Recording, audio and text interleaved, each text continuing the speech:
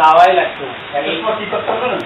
আজকে বলতাম যে লিগার অনুযায়ী বিচার কথা আপনি না দিবি আপনার নামে মানব করতে হবে। নিউজ করে আমার এটা আমরা করে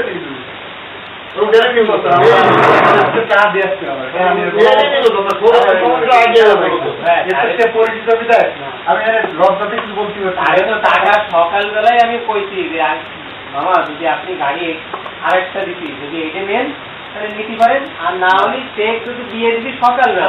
এই সরকারি না দিলি আমার ডাকতো, আমি তখন টাকা ফেরত দিয়েছি। আমার সবাই টাকা দিয়ে নিয়ে গেছে, ভাড়া করে নিয়ে গেছে, ক্লাবের লোকজন গেছে আর এক লোক সেই রুমে তাকে জেল দিতে ভাই আমার গাড়িটা নেবে না কেন, এত একটা এই জন্য আমি কি করবেন। ও তাহলে আপনি ম্যানেজার, আপনি যে বাইকটা কথা বলছো না, ওয়াটার করতে আমার সন্তানের বয়স, তারপরে একটু সম্মানের জায়গা আছে। আপনি বলছেন না যে 3 লাখ টাকা কমে দিতে পারে গাড়ি, আপনি ওই 3 লাখ টাকা বেশি বেশি গাড়ি কিনে দেবেন। এটা আপনি বদলি করা হবে না, না বলতে হবে না। আমরা হলো কি জানেন, ওই যে বলুন না, আমরা বলুন না শহরে আমাদের জন্ম, ওই যে ট্রেন থেকে বাবার নাম কই দিয়ে বাবার নাম দিয়ে কই দিয়ে বাবার নাম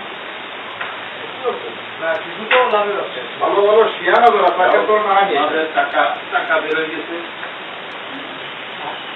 2 নাম্বার লোকের কাছ থেকে টাকা নিয়ে খাই আমরা, আমরা বলতে আমরা কয় নাম্বার